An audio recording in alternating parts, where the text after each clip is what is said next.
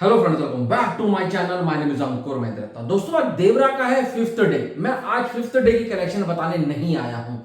Fourth day तक देवरा ने कितना कमाया है, किस किस टेरिटरी से कितने के इसके थिएट्रिकल राइट्स बिके थे और उस टेरिटरी से इसने कितना अर्न किया है। मैं बात करूंगा तेलुगु की, मैं बात करूंगा तमिल की, कन्नड़ा की, मलयालम की और साथ साथ हिंदी की एंड ओवरसीज की। थिएट्रिकल राइट्स की बात करेंगे, ठीक है, सिर्फ थिएट्रिकल राइट्स की। मैं इसमें डिजिटल सैटेलाइट म्यूजिक कुछ ऐड नहीं करूंगा।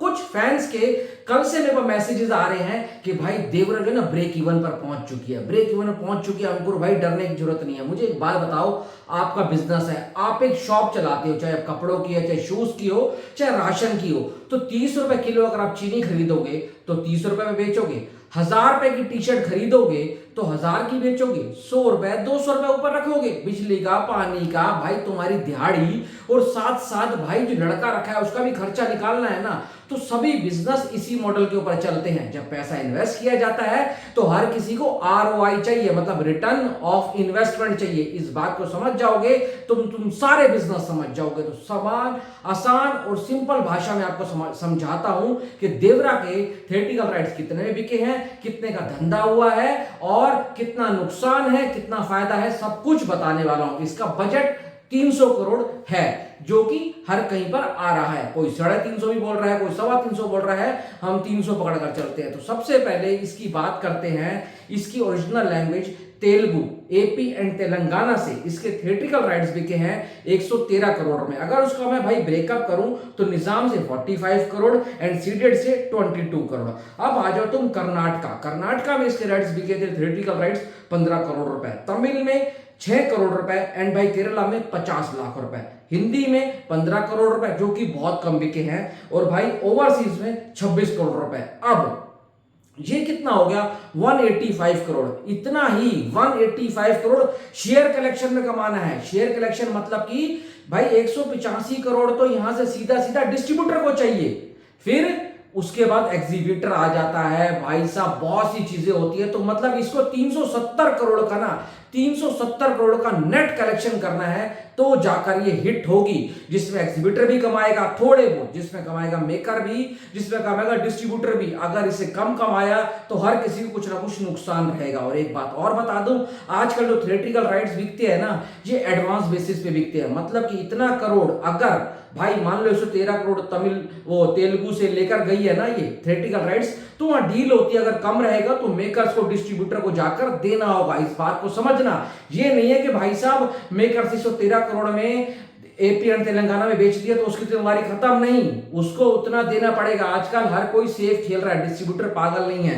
अब मैं आपको बताता हूं कितने का बिजनेस कर चुकी है। As per trekking website AP Telangana से मिलाकर ये कर चुकी है 136.70 करोड़। भाई कर्नाटका, तमिल एंड केरला के राइट्स कितने में बिके थे, 21.5 करोड़ में। और तीनों लैंग्वेज से पता कितना कमाया, मात्र 6 करोड़ रुपए। मतलब सुपर डिजास्टर हो चुकी है, इसमें कोई बुरा मानने वाली बात नहीं है। इन तीनों लैंग्वेज में फिल्म बहुत बुरी तरीके से फ्लॉप हुई है। हिंदी में इसके राइट्स बिके थे 15 करोड़ रुपए के, और उसने हिंदी से कमा लिया है 4 दिन में 33.47 करोड़। यहां से ये कि हिट होकर गई है। ओवरसीज से 26 करोड़ का बिजनेस इसके राइट्स बिके थे, और 62 करोड़ के आसपास प्रीमियर को मिलाकर इसने ग्रॉस में किया है। तो यहां पर भी हिट होकर गई है। अगर मैं बात करूं ना रियली, तो ये ओवरसीज से थोड़ा बहुत प्रॉफिट में गया है और हिंदी से प्रॉफिट में गया है, और कोई भी लैंग्वेज इसकी प्रॉफिट में नहीं गई है। क्योंकि अगर आप बोलोगे एपी तेलंगाना 113 करोड़ करे हैं, तो एपी तेलंगाना में 113 करोड़ का है, तो बिजनेस अभी 136 करोड़ का हुआ, और वहां पर वो डाउन हो चुकी है। कम से कम 220 करोड़ के आसपास इसको एपी तेलंगाना से नेट में लेकर आना था, डिस्ट्रीब्यूटर को, मेकर्स को फायदा देने के लिए। वहां पर भी ये अभी नीचे चल रही है। कुछ लोग बोलते हैं कि भाई ब्रेक इवन पर आ गई है, ब्रेक इवन पर आ गई है। तो ब्रेक इवन पर आने के लिए थोड़ी कोई फिल्में बनाता है यार, हर कोई पैसा कमाने के लिए कमाता है।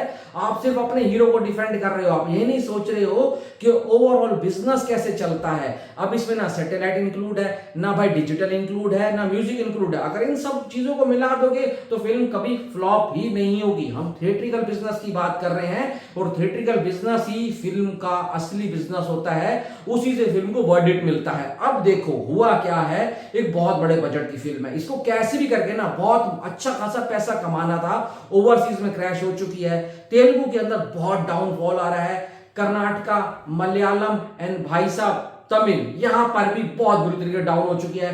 हिंदी में अभी भी ठीक ठाक कर रही है, पर एक सिर्फ एक लैंग्वेज ही और लैंग्वेज का भाई साहब नहीं भरपाई कर सकती है ना, सबसे लेकर आना था। तो मेरे हिसाब से देवरा जो है एक प्रॉफिटेबल बिजनेस नहीं रहेगा, वो मेकर्स को नुकसान ही देकर जाएगा। अब इसी के ऊपर डिपेंड करता है कि मेकर सेकंड पार्ट लेकर आएंगे या नहीं लेकर आएंगे। इसका रीजन एक भी है, क्योंकि डे वन से ना देवरा को बहुत ज्यादा ट्रोलिंग हुई थी। रीजन ये, पब्लिक को फिल्म पसंद नहीं आई, पब्लिक ने अपने रिव्यू दिए, किसको पसंद आई किसी को नहीं आई, मुझे ठीक ठाक लगी थी, मैंने अपने भाई रिव्यू में भी बोला था। तो ये था एक सिंपल और आसान भाषा में देवरा का टोटल बिजनेस।